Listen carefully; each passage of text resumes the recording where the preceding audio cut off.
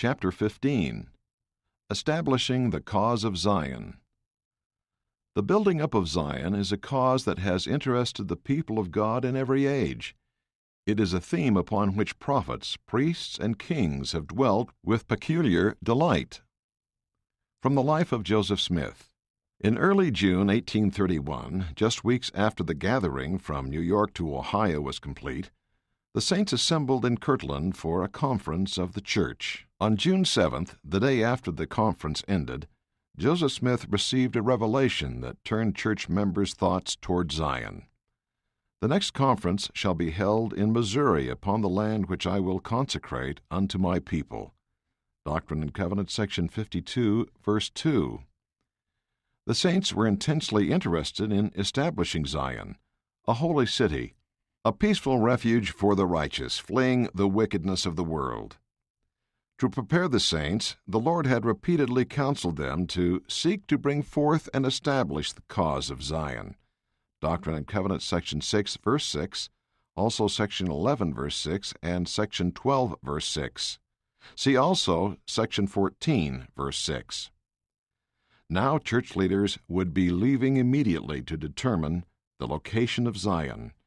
Joseph Smith, Sidney Rigdon, and others started the 900-mile journey to Jackson County, Missouri on June 19th, traveling by water, by coach, and for many miles on foot. The journey was difficult and strenuous, but the prophet felt the Lord's protecting care. Notwithstanding the corruptions and abominations of the times, and the evil spirit manifested toward us on account of our belief in the Book of Mormon, at many places and among various persons, yet the Lord continued his watchful care and loving kindness to us day by day. And we made it a rule, wherever there was an opportunity, to read a chapter in the Bible and pray, and these seasons of worship gave us great consolation. In mid-July, the prophet arrived in western Missouri, a beautiful area of rolling, fertile prairie, thick with flowers. There, in reply to his pleadings to know Zion's specific location, the Lord revealed that the place which is now called Independence is the center place, and a spot for the temple is lying westward upon a lot which is not far from the courthouse. Doctrine and Covenants, section 57, verse 3, and that tracts of land should be purchased. On August 2nd, Joseph Smith and others met to begin the building of Zion. The prophet recorded, I assisted the Colesville branch of the church to lay the first log for a house as a foundation of Zion in Caw Township, 12 miles west of Independence. The log was carried and placed by 12 men in honor of the 12 tribes of Israel. At the same time, through prayer, the land of Zion was consecrated and dedicated by Elder Sidney Rigdon for the gathering of the saints. It was a season of joy to those present, and afforded a glimpse of the future, which time will yet unfold to the satisfaction of the faithful. The following day the prophet dedicated the temple site. The saints from Colesville, New York, were among the first church members to settle in Missouri. They had made the arduous journey from New York to Kirtland, Ohio, but had lived in Ohio only a short time before being commanded to travel to Missouri. Polly Knight, a member of the Colesville branch, traveled to the land of Zion only to die there a week later. Although she had been in failing health, she was determined to hold on. Her son wrote, She quietly fell asleep in death, rejoicing in the new and everlasting covenant of the gospel, and praising God that she had lived to see the land of Zion.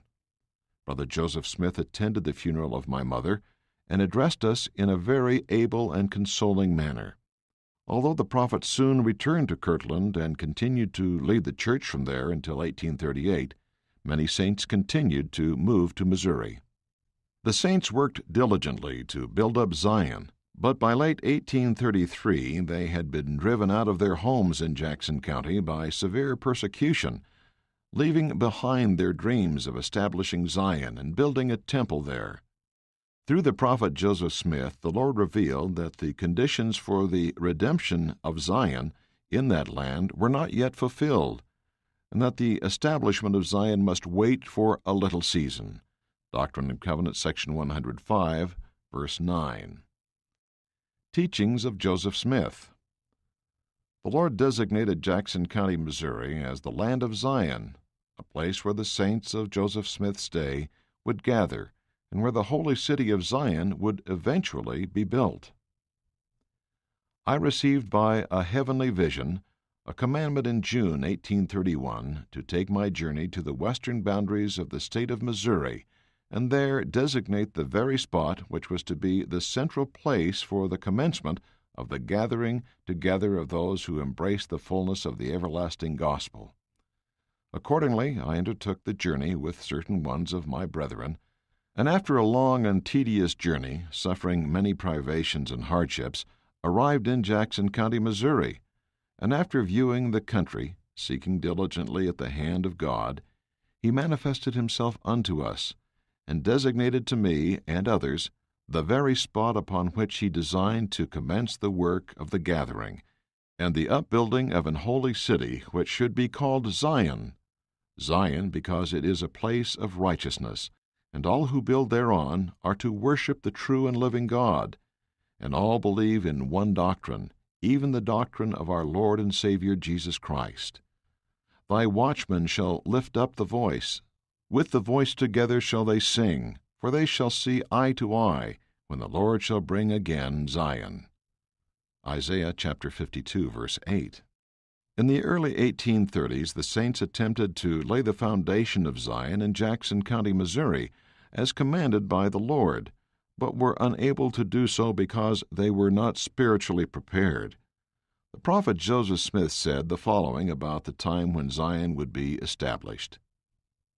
I cannot learn from any communication by the Spirit to me that Zion has forfeited her claim to a celestial crown, notwithstanding the Lord has caused her to be thus afflicted, except it may be some individuals who have walked in disobedience and forsaken the new covenant. All such will be made manifest by their works in due time. I have always expected that Zion would suffer some affliction, from what I could learn from the commandments which have been given. But I would remind you of a certain clause in one which says that after much tribulation cometh the blessing. See Doctrine and Covenants, section 58, verse 4. By this and also others, and also one received of late, I know that Zion in the due time of the Lord will be redeemed. But how many will be the days of her purification, tribulation, and affliction, the Lord has kept hid from my eyes. And when I inquire concerning this subject, the voice of the Lord is, Be still, and know that I am God. All those who suffer for my name shall reign with me, and he that layeth down his life for my sake shall find it again. May God grant that, notwithstanding our great afflictions and sufferings, there may not anything separate us from the love of Christ. See Romans chapter 8, verses 35 through 39. We build up the cause of Zion by becoming a people who are pure in heart and by working diligently with one heart and mind. The building up of Zion is a cause that has interested the people of God in every age. It is a theme upon which prophets, priests, and kings have dwelt with peculiar delight. They have looked forward with joyful anticipation to the day in which we live, and fired with heavenly and joyful anticipations, they have sung and written and prophesied of this our day. But they died without the sight. We are the favored people that God has made choice of to bring about the latter-day glory. It is left for us to see, participate in, and help to roll forward the latter-day glory. Any place where the saints gather is Zion, which every righteous man will build up for a place of safety for his children. There will be here and there a stake of Zion for the gathering of the saints. There your children shall be blessed, and you in the midst of friends where you may be blessed. The gospel net gathers of every kind. We ought to have the building up of Zion as our greatest object. The time is soon coming when no man will have any peace but in Zion and her stakes. In regard to the building up of Zion, it has to be done by the counsel of Jehovah, by the revelations of heaven. If Zion will not purify herself, So as to be approved of in all things in his sight, he will seek another people. For his work will go on until Israel is gathered, and they who will not hear his voice must expect to feel his wrath. Let me say unto you, seek to purify yourselves, and also all the inhabitants of Zion, lest the Lord's anger be kindled to fierceness. Repent, repent, is the voice of God to Zion. And strange as it may appear, yet it is true. Mankind will persist in self-justification until all their iniquity is exposed, and their character past being redeemed, and that which is treasured up in their hearts be exposed to the gaze of mankind. I say to you, and what I say to you I say to all, hear the warning voice of God, lest Zion fall, and the Lord swear in his wrath the inhabitants of Zion shall not enter into his rest. So long as unrighteous acts are suffered in the church, it cannot be sanctified, neither can Zion be redeemed. Let every one labor to prepare himself for the vineyard, sparing a little time to comfort the mourners, to bind up the broken-hearted, to reclaim the backslider, to bring back the wanderer, to re-invite into the kingdom such as have been cut off, by encouraging them to lay to while the day lasts, and work righteousness, and with one heart and one mind, prepared to help redeem Zion, that goodly land of promise, where the willing and the obedient shall be blessed. We pray our Heavenly Father that you may be very prayerful, very humble, and very charitable, working diligently, spiritually, and temporally for the redemption of Zion, that the pure in heart may return with songs of everlasting joy to build up her waste places and meet the Lord when he comes in his glory. See Doctrine and Covenants, section 101, verse 18.